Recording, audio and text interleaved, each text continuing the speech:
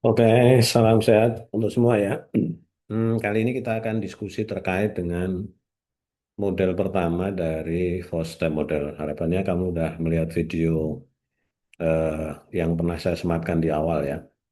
Jadi model pertama dari four step model perencanaan transportasi. Jadi kalau perencanaan transportasi itu kan secara umum ada empat model yang harus dilewati ya. Yang pertama adalah model bangkitan tarikan pergerakan, kemudian model sebaran pergerakan, kemudian model pemilihan modal, dan terakhir itu adalah trip assignment model atau model pembatasan lalu lintas. Nah, kali ini kita akan diskusi terkait dengan model awal yang disebut dengan model bangkitan dan tarikan pergerakan.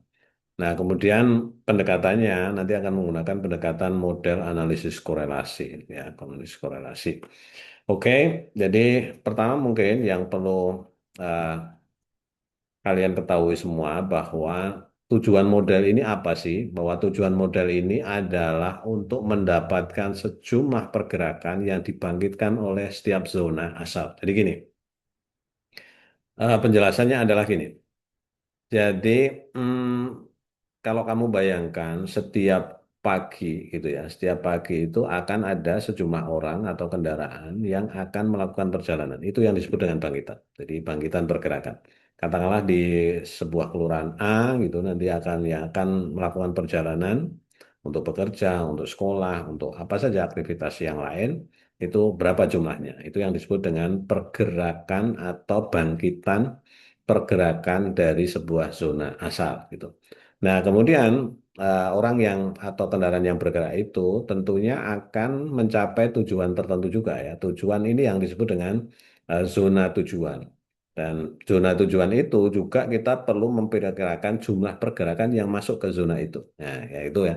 Itu yang disebut dengan bangkitan dan tarikan. Jadi biasanya prinsipnya itu sebenarnya bangkitan dan tarikan itu hampir sama lah. Jadi kalau pagi mungkin disebut bangkitan, satu zona itu kalau dia keluar, kemudian kalau sore mungkin dia akan kembali lagi kan ke rumah gitu, itu berarti kalau sore menjadi zona tarikan kan gitu ya.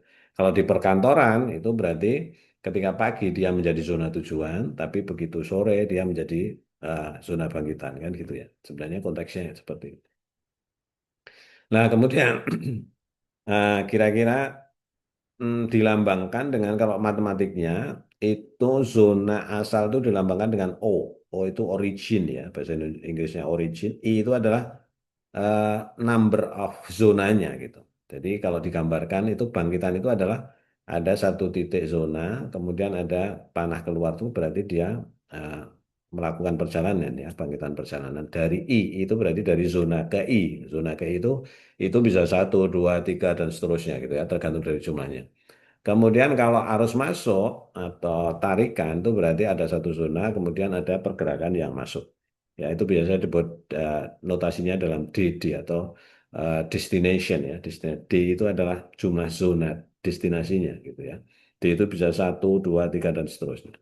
Nah, ini kemudian tujuan dasarnya adalah menghasilkan model hubungan yang mengkaitkan parameter tata guna lahan atau sosial ekonomi dengan jumlah pergerakan yang menuju ke zona atau jumlah pergerakan yang meninggalkan suatu zona. Jadi kan pergerakan itu dipengaruhi oleh beberapa faktor. Ya, kalau bangkitan itu biasanya dipengaruhi oleh faktor-faktor seperti sosioekonomi gitu. Sosioekonomi contoh namanya jumlah penduduk ya. Tentunya zona dengan jumlah penduduk semakin besar itu jumlah pergerakan, jumlah bangkitannya semakin banyak kan.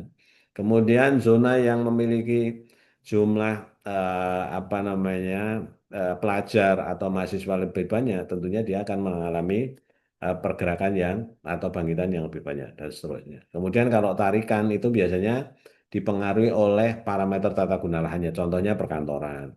Zona yang banyak perkantorannya, tentunya di pagi hari dia akan menghasilkan tarikan jumlah tarikan yang lebih banyak daripada zona yang bukan perkantoran kan gitu ya. Kira-kira seperti itu. Jadi nanti model ini kita akan mencari hubungan antara variabel bangkitan atau tarikan dengan parameter tata guna lahan atau sosial ekonominya yang biasanya disebut dengan variabel eh, bebasnya gitu ya. Variabel tidak bebasnya atau tarikannya itu adalah bangkitan atau tarikan, kemudian variabel bebasnya itu adalah parameter tata guna lahan atau ekonomi sosial.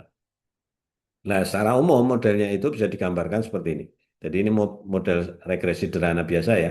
Jadi Y itu adalah bangkitan atau tarikan, kemudian B0 itu adalah konstansa, B1, B2, B3 itu adalah regresi, koefisien regresinya, X1, X2, X3 itu adalah pengubah bebasnya atau variabel independennya.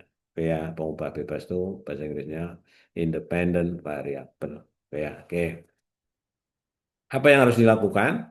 Jadi nanti di video saya selanjutnya, saya sematkan di LMS ya, itu ada bagaimana contoh membuat satu model bangkitan tarikan dengan menggunakan Excel. Prinsipnya seperti ini. Yang pertama itu adalah kalian harus menentukan data-data parameter yang mungkin mempengaruhi bangkitan. Kalau kita bicara bangkitan dulu ya. Contoh jumlah penduduk tadi saya sampaikan jumlah penduduk mempengaruhi bangkitan nggak? Ya mempengaruhi. PDRB itu terkait dengan income, ya mempengaruhi. Produksi pertanian, jumlah anak sekolah, jumlah pegawai dan seterusnya. Pokoknya semua data sosial ekonomi yang bisa kalian kumpulkan, kalian kumpulkan dulu. Kemudian lakukan kandidat screening terhadap uh, variabel itu, pengubah bebas ini. Mana sih yang paling memungkinkan keterkaitan menurut logika dulu? Oke, contoh namanya data peserta KB tentunya tidak mempengaruhi kan terhadap bangkitan. Kemudian apalagi data sanitasi tentunya tidak. Nah, data-data yang tidak secara logika itu sudah tidak mungkin mempengaruhi itu tidak tidak boleh digunakan ya, tidak boleh digunakan gitu. Kira-kira itu ya. Jadi kemudian di screening dulu, setelah itu baru ketemu itu baru diuji korelasi. Korelasi itu nanti ada syaratnya ya, nanti ada di syaratnya itu adalah variabel terikat itu harus sangat berkorelasi dengan variabel bebas. Antar variabel bebasnya tidak boleh saling berkorelasi. Ya, nanti terus dicek ya dengan menggunakan ini data analisis di Excel bisa ya dengan analisis korelasi. Setelah itu buatkan alternatif-alternatif fungsinya dan setelah itu uji statistik, kewajaran dan sebagainya. Kemudian harus ada syaratnya nih. Kaji nilai koefisien determinasi R2, nilai konstanta dan koefisien regresinya seperti apa. Kemudian semakin banyak pengubah yang digunakan semakin baik, tanda koefisien regresi sesuai dengan yang diharapkan. Contoh nih, jumlah penduduk harusnya semakin tambah penduduknya, bangkitannya semakin tambah. Nah, nanti kalau tandanya itu jadi minus, berarti bermasalah ini. Ini berarti ada masalah dengan variabel ini. Variabel itu tidak boleh digunakan. Kemudian nilai konstansa regresi kecil semakin mendekati nol semakin baik tadi yang B0-nya ya. B0-nya semakin kecil itu semakin baik. Koefisien determinansinya semakin besar, semakin mendekati satu itu semakin baik. Nah, kemudian itu dicek lagi terus looping gini ya, dicari model yang terbaik. Jadi kemudian ketemu model bangkitan pergerakan. Nah, nanti contohnya itu ada di video saya selanjutnya ya. Nah, nanti saya berikan contoh-contoh ini, nanti akan saya lakukan di Excel, kalian nanti bisa melakukan Excel. Nah, nanti terakhirnya ini ketemu hasil modelnya kira-kira seperti ini. Oke, nanti kita lanjutkan di video selanjutnya ya. Ini model terakhirnya akan seperti ini. Nanti kita akan bahas bagaimana cara membaca modelnya itu. Tapi kalian cek dulu ya video selanjutnya terkait dengan bagaimana cara membuat model ini dengan menggunakan Excel. Oke, oke. Selalu semangat untuk belajar ya. Makasih.